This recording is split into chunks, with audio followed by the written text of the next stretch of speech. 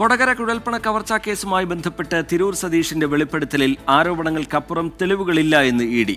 തിരൂർ സതീഷിന്റെ മൊഴിയുടെ അടിസ്ഥാനത്തിൽ കേസ് വീണ്ടും അന്വേഷിക്കണമെന്നാവശ്യപ്പെട്ട് പോലീസ് നൽകിയ കത്ത് പരിശോധിച്ചാണ് ഇ.ഡി. നിലപാട് വ്യക്തമാക്കുന്നത്. ഇതിനിടെ പണത്തിന്റെ ഉറവിടം സംബന്ധിച്ച് ആദായനികുതി വകുപ്പും അന്വേഷണം നടത്തുന്നുണ്ട്. ബി.ജെ.പി.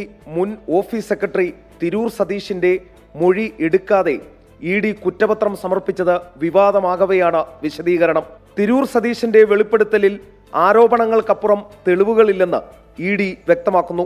ആദ്യം ബി.ജെ.പി. നേതാക്കൾക്ക് അനുകൂലമായാണ് തിരൂർ സതീഷ് പോലീസ് മുൻപാകെ മൊഴി നൽകിയത്. രണ്ടാമത് മൊഴി നൽകിയപ്പോൾ തെരഞ്ഞെടുപ്പ് സാമഗ്രികൾ എന്ന പേരിൽ ചാക്കുകെട്ട് എത്തിയതായി പറഞ്ഞു. എന്നാൽ ചാക്കുകെട്ടിൽ പണം കണ്ടെത്തിയതായി തിരൂർ സതീഷ് പറയുന്നില്ല.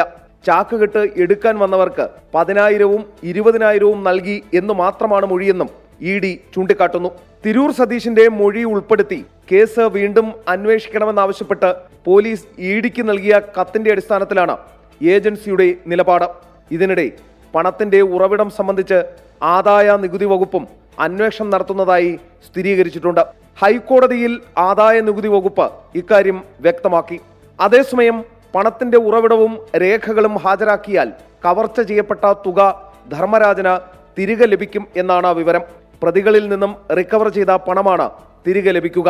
ധർമ്മരാജൻ കോടതിയെ സമീപിച്ചാൽ നടപടികൾ പൂർത്തിയാക്കി പണം ലഭിക്കുന്നതിനും വഴിയൊരുങ്ങും. എസ് ശ്രീകാന്ത്, 24, തിരുവനന്തപുരം.